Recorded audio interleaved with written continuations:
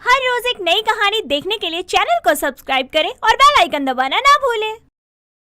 कुसुम अपनी 5 बहुओं के साथ हंसी खुशी रहा करती थी और कुसुम के 5 बेटे बाहर काम किया करते थे। वो छुट्टियों में अपने घर आया करते थे। एक रोज देर रात करीब 12 बजे कुसुम की 4 बहुएं कोमल के कमरे में पहुंचती हैं। कौन है? कौन है? चोर चोर, कोई बचाओ मुझे। अरे नहीं दीदी, हम तो आपका जन्मदिन मनाने आए हैं। दीदी आपको जन्मदिन की ढेर सारी शुभकामनाएं। दीदी आपको मेरी तरफ से जन्मदिन की बहुत सारी शुभकामनाएं। दीदी हैप्पी बर्थडे। आप तो एकदम से डर गई थी। हम सब तो आपका केक कट करने के लिए आए थे यहाँ पर। तो कम से कम बताकर तो आना चाहिए था ना। इतना डरा दिया जितना तो हॉरर मूवी से भी डर नहीं लगता है। अब जब कोमल की 4 देवरानी प्लेट पर कटोरे से ढका केक अपनी जेठानी के आगे रखती हैं, तो कोमल भी खुश हो जाती है। सच में तुम लोग मेरे लिए केक भी लाए हो? चलो चलो जल्दी जल्दी से केक काटते हैं, मुझे केक बहुत पसंद है। ये क्या है? ये तो हलवा है और तुम इसे केक कह रही हो।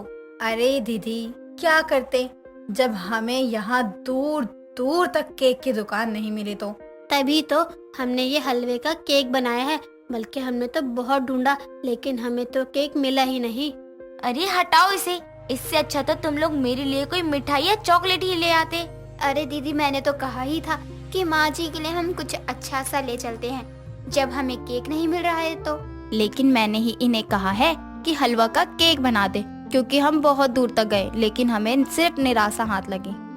अब कोमल तो उस केक को मतलब उस हलवे को काटती नहीं है, लेकिन बाकी की 4 बहुएं उसे काटकर खा लेती हैं। अब अगली सुबह ही विमला का कुसुम के घर आना होता है। अरे कुसुम, कहाँ है तू? घर में सब ठीक तो है ना?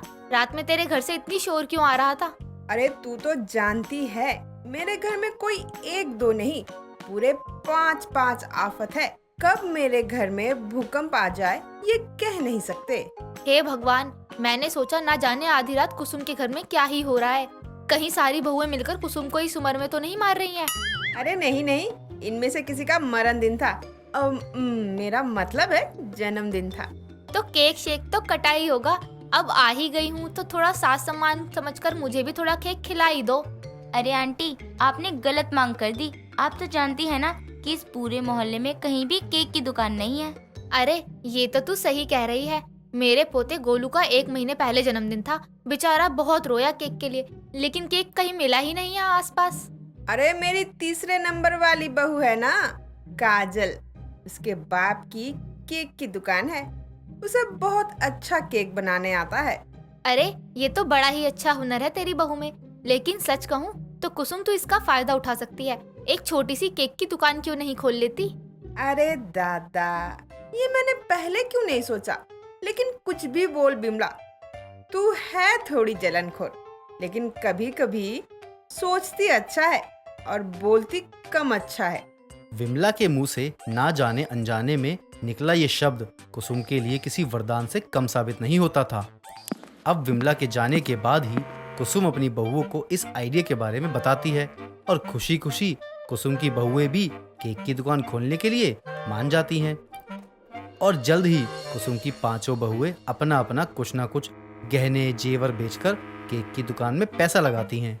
दीदी और माँ जी आप गल्ला संभालना, और पूजा दीदी आप किरण और सुमन मेरे साथ केक बनाने में मदद करवाएंगी।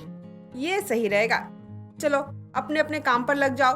बहू तू केक बनाने में ध्यान दे और मैं और कोमल जाकर गल्ला संभालते हैं। कोई आता है तो तुझे हम बताते हैं। अरे रे, मैं तो कब से दूर खड़ी देख ही रही हूँ। ये तो कुसुम ही लग रही है। लेकिन कुसुम, ये तू किसकी केक की दुकान संभाल रही है? और ये खोली किसने है हमारे मोहल्ले में?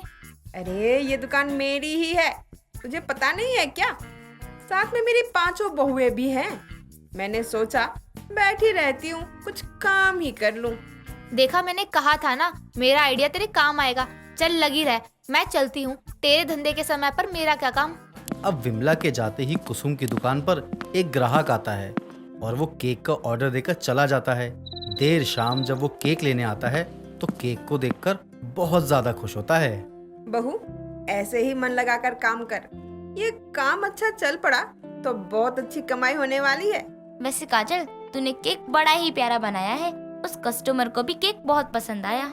अब कुसुम जैसा उम्मीद कर रही थी बिल्कुल वैसा ही होता है और कुसुम की दुकान पर सुबह से कई सारे ग्राहक आ चुके थे।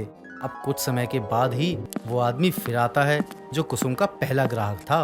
अरे आप बताइए क्या चाहिए? मैंने कहा था ना, मेरी बहू के हाथों का केक खाकर मजा ही आ जाएगा। ये लो अपना घटिया केक और मुझे मेरे पैसे वापस दो। अरे पर हुआ क्या बेटा? क्या खराबी है इस केक में? आपके केक में क्या खराबी है? आप लोग ये मुझसे पूछ रही हो? अरे आप लोग ये पूछो आपके केक के कारण मेरे साथ क्या हुआ। आप लोगों को तो पहले तो शर्म आनी चाहिए और फिर मैं बताऊंगा कि क्या हुआ है। बात यह है कि आप लोगों के केक के अंदर चूहा घूम रहा था। ऐसे घूम रहा था जैसे उसके बाप का पार्क घूम रहा था। तो जो अच्छी बात है, घूम रहा था, लेकिन उसको केक का डिब्बा ही मिला घूमने के लिए। जरूर आप लोगों की गलती होगी ये। और हाँ, ये सब छोड़ो, आपको मैं बताता हूँ पूरी बात हुई क्या है। आखिर मैं अपने बेटे के पास भागा। क्यों? क्योंकि मैं लेट ना हो जाऊं बर्थडे पे, बर्थडे पार्टी छूट ना जाए, क्योंकि बिना केक के तो हर पार्टी अधूरी है। तो मैं भागा और भागा, जल्दी भागा, तेज भागा, पहुंच गया और मैंने केक को साइड में रखा और अपने बेटे को बोला, बेटा चल केक काटते हैं। बेटे ने बोला ठीक है पापा, हम केक काटेंगे। हम दोनों गए केक काटने के लिए। केक का डब्बा खोला, उसमें से चूहा निकल के साइड से भागा और मेरा बेटा पड़ोसी के घर में भागा। उसको देख के मेरी बीबी अपने मायके भागी। अब मैं कहाँ भागूं? अरे इसलिए मैं यहाँ आ गया। आप मुझे मेरे पैसे वापस दो। ये कैसे हो सकता है? ये तो मैं भी कह सकती हूँ कि आपके ही घर में चूहा हो सकता है। देखिए भाई साहब, आप जो कह रहे हैं हम कैसे मान ले? हो सकता है किसी ने केक का डब्बा खुला छोड़ दिया हो और चूहा केक के अंदर घुस गया हो।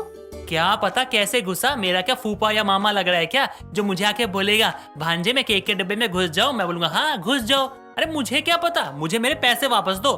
देखिए, आप पहले तो हमारे केक के बारे में कुछ मत कहिए। चाहे तो आप हमारा केक बनाने की जगह की सफाई देख लीजिए। और वैसे आप लोग कह तो सही रही हो, मेरे घर में चूहे तो बहुत है, लेकिन कभी ऐसा किया नहीं उन्होंने। लेकिन हो सकता है कि कोई नया चूहा आ गया हो इसलिए वो घुस गया हो। माफ कीजिएगा, मैं चलता हूँ। हाँ, अगली बार केक लेने तो आपके पास ही आऊँगा।